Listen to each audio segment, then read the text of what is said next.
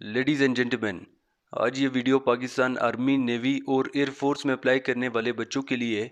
बहुत सारे बच्चे पूछ रहे हैं कि क्या आईसीएसबी में सिफारिश चलती है, क्या एक मिडिल क्लास वाला बंदा आईसीएसबी में सेलेक्ट हो सकता है, क्या ऑफिसर के बच्चे ही आईसीएसबी में सेलेक्ट होते हैं। इन सारे सवालों के जवाब मैं आपको इस वीडियो में एग्जाम्पल्स के साथ दूंगा। सबसे पहले तो आप देखें आईसीएसबी का सिस्टम। आईसीएसबी जो काम करती है वो 3 डायमेंशन पे है, यानी साइक, जीटीओ और डिप्टी प्रेसिडेंट। अगर एक बंदा कह रहा है कि आईसीएसबी में मेरा जीटीओ जानने वाला होगा, साइक होगा या डिप्टी प्रेसिडेंट, तो याद रखें जब भी आप आईसीएसबी में जाते हैं, अगर आपका सिलेक्टर कोई जानने वाला होगा भी, उनको नहीं पता होगा कि ये जो बच्चा ये किस ग्रुप में है। वो अपने मर्जी से आपको अपने ग्रुप में नहीं ले सकते। हो सकता है आपके जीटीओ कोई और हो सकता है, डिप्टी कोई और हो सकता है, साइक आपका कोई और होगा, उनको नहीं पता होगा आपके बारे में। चलें, अगर आप फिर भी कहते हैं कि आप उनके ग्रुप में चले गए तो जीटीओ तो वो हो जाएगा, लेकिन साइक का क्या होगा या डिप्टी प्रेसिडेंट का क्या होगा। जीटीओ अगर आपको वो करेगा ही नहीं आपको रिकमेंड, लेकिन चलें अगर कर भी देता है तो साइक, डिप्टी का भी तो रिकमेंडेशन ज़रूरी है। या अगर आईसीएसबी में कोई आपका जानने वाला होगा, ना आपके पास फ़ोन होगा, ना आप उससे रब्ता कर सकते हैं, ना आप उनको अपना चेस्ट नंबर बता सकते हैं, ना अपने ग्रुप के बारे में बता सकते हैं, ना वो आपसे रब्ता कर सकते हैं, ना एक ऑफिसर कभी भी कैंडिडेट के पास आ सकते हैं वहाँ पे अगर वो आपका जीटीओ, डिप्टी या साइक, लेकिन वो आपका ग्रुप का नहीं होगा, अगर वो कभी भी आपसे बात नहीं करेगा। और ना ही आपको ये इजाज़त है कि आप उनसे आईसीएसबी में मिल सकते हैं।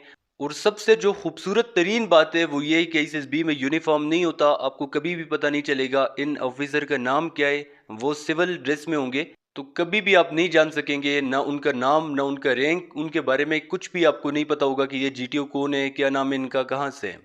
मेरिट सिस्टम का मैं आपको बताता हूँ। हमारे जो chairman joint chief of staff committee है, साहिर शमशाद मिर्ज़ा, उन्होंने बहुत मेहनत से पाकिस्तान आर्मी में कमीशन हासिल किया था। जैसे ही वो जवानी में उन्होंने कदम रखा तो उनके जो वालदेन थे यानी पेरेंट्स उनके इंतकाल कर गए थे। ना उनका कोई भाई था, ना उनकी कोई बहन थी। इनिशियल क्लियर करने के बाद जब वो आईसीएसबी का फॉर्म सबमिट कर रहे थे, उन पर उनके किसी वारिस का नाम लिखना था, उन्होंने वहाँ पे सिंध रेजिमेंट यानी यूनिट का नाम लिख दिया था। तो यहाँ से आप अंदाज़ा लगा लें कि आज वो बंदे जिनके पेरेंट्स नहीं थे, ना उनके बहन भाई थे, आज वो पाकिस्तान आर्मी में chairman joint chief of staff committee हैं। ये तो फिर भी आईसीएसबी है कि एक बच्चे जब आईसीएसबी से नोट रिकमेंड हो जाता है, वो आ जाता है घर में, कहता है कि अपने पेरेंट्स को कि मैं इस वजह से सिलेक्ट नहीं हुआ क्योंकि मेरी सिफारिश नहीं थी। जो बच्चे पास हुए हैं वो ऑफिसर के बच्चे थे, लाखों रुपए उन्होंने दिए थे, इसी वजह से वो सिलेक्ट हो गए थे। चलें, ये तो फिर भी किसी हद तक आप अगर कोई यकीन करने वाला होगा वो कर लेगा। लेकिन मैंने तो वो बच्चे भी देखे हैं जो कि इनिशियल देने चले जाते हैं, वहां से फेल होके वापस आ जाते हैं, कहते हैं मेरा कंप्यूटर खराब था, मैं नेक्स्ट कर रहा था, वो सबमिट हो गया। इस तरह के बहाने करते हैं। तो ये आईसीएसबी में भी ऐसा होता है, जब एक बच्चा आईसीएसबी चला जाता है, तैयारी नहीं करता, उसे ऑयल क्यूज का नहीं पता होता, वहां से जब नॉट रिकमेंड होता है फिर कहता है कि वहां पे सिफारिश थी, अपने दोस्तों को भी यही कहता है, फैमिली वालों को भी यही कहता है। एक इमेज बना होता है कि ये बच्चा पाकिस्तान आर्मी में एक ऑफिसर बनने जा रहा है। जब उनकी एक्सपेक्टेशन पे पूरा नहीं उतरता फिर यही बहाना करता है कि वहां पे सिफारिश थी। मैंने खुद बहुत सारे ऑफिसर्स और वो ऑफिसर्स जो कि आईसीएसबी में सिलेक्टर्स हैं, उनके बच्चे मैंने देखे आईसीएसबी से रिजेक्ट होते हुए। याद रखें जब भी एक ऑफिसर आईसीएसबी में सर्व कर रहा है, वो अपने रिलेटिव तो दूर की बात है, अपने बच्चों को भी नहीं बताएगा कि आईसीएसबी में हम क्या चेक करते हैं, आपने क्या करना है, क्या आपने नहीं करना। ये तो बात है सिर्फ बताने की, सिफारिश तो बहुत दूर की बात है। वो ना रिलेटिव की सिफारिश करेंगे और ना ही अपने बच्चों की, और ना ही वो सिफारिश कर सकते हैं, क्योंकि आईसीएसबी का सिस्टम ही ऐसा बनाया है। आईसीएसबी का जो स्टैंडर्ड है, जो आईसीएसबी का म्यार है, अगर सारे बच्चे सिफारिश पे जाएंगे तो क्या कल इन सारे लोगों में इतनी काबिलियत होगी।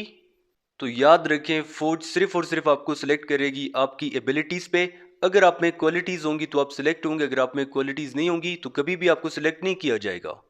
यहाँ मैं आपको एक और एग्जांपल भी दे देता हूँ कि ex chief of air staff Suhail Aman, जो कि एयरफोर्स के चीफ थे, उनके बेटे आईसीएसबी देने गए 2 बार। एक बार नहीं, 2 बार वो देने गए आईसीएसबी, दोनों बार वो आईसीएसबी से नॉट रिकमेंड हो गए।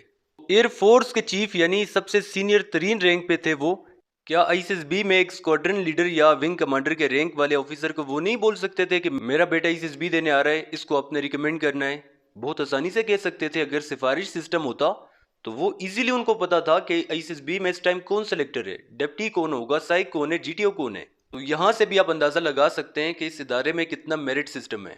पाक फौज में मेरिट पे ना सिर्फ सिलेक्शन होती है, बल्कि जब आप आगे जाएंगे ट्रेनिंग के बाद, आपकी जो प्रमोशन है वो भी मेरिट बेस पे होती है।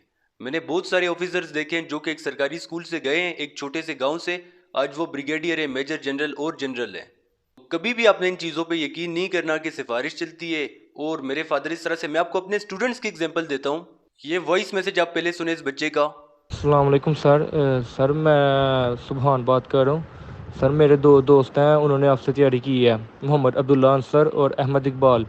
सर दोनों आपसे रिकमेंड होके अब वो पीएमए में चले गए हैं।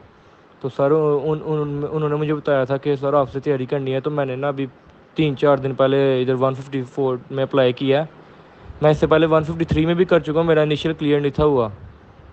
और इस बच्चे के दो फ्रेंड्स मेरे पास आए थे पिछले कोर्स में, आज अल्हम्दुलिल्लाह दोनों पीएमए में ट्रेनिंग कर रहे हैं। कोई भी उनमें आर्मी ऑफिसर का बेटा नहीं था। और ये बच्चा लास्ट टाइम किसी और अकेडमी में था, ये फेल हो गया था, इस बार ये मेरे पास आया। अभी तक एसएसबी की ये तैयारी कर रहा है, इनिशियल भी मैंने करवा दिया इसको। और इनिशियल इंटरव्यू भी लास्ट टाइम ये इनिशियल में फेल हुआ था। सिंध से मेरे पास बच्चा था जिसको अपना इंट्रो भी इंग्लिश में नहीं आता था, जब इनिशियल में मेरे पास आया था, जेंटलमैन कैडेट सलमान। आज वो अल्हम्दुलिल्लाह पीएमए में ट्रेनिंग कर रहे हैं सलमान। इस बार लेडी कैडेट कोर्स में सिर्फ 9 फीमेल्स की सिलेक्शन हुई है, उसमें से भी अल्हम्दुलिल्लाह 4 स्टूडेंट्स मेरी थी।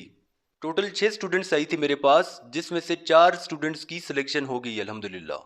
तो आप लोग भी इन बहानों को छोड़ें। ये लोग वही लोग हैं जो कि ICSB से रिजेक्ट होते हैं, फिर आपको कहते हैं कि आप ही तैयारी ना करें, अप्लाई ना करें, यहाँ पे सिलेक्शन नहीं होती, सारा सिफारिश है।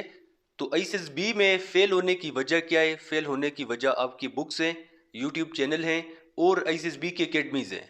बहुत सारे यूट्यूब चैनल पे आप देखें, आपको साइक सारा सॉल्व मिलेगा, वही बच्चे आपको तैयारी करवाते हैं जो कि ICSB से नॉट रिकमेंड होते हैं। बुक्स आप देखें, सारा कुछ आपको सॉल्व मिल जाता है। वो आपकी पर्सनालिटी के मुताबिक नहीं है, आपकी सोच कोई और है, आपके मेरिट्स डिमेरिट्स, आपका फैमिली बैकग्राउंड, आपके हॉबीज, स्पोर्ट्स, इंटरेस्ट आपके कुछ और हैं। यहाँ पे आपको बुक्स में जो बता रहे हैं वो किसी और की सोच है। अकेडमी में आप जाते हैं, ट्रेनर को पता ही नहीं होता ये बंदा कौन है, कहाँ से आया, इसके मेरिट्स क्या है, डिमेरिट्स क्या है, हॉबीज क्या है, स्पोर्ट्स क्या है।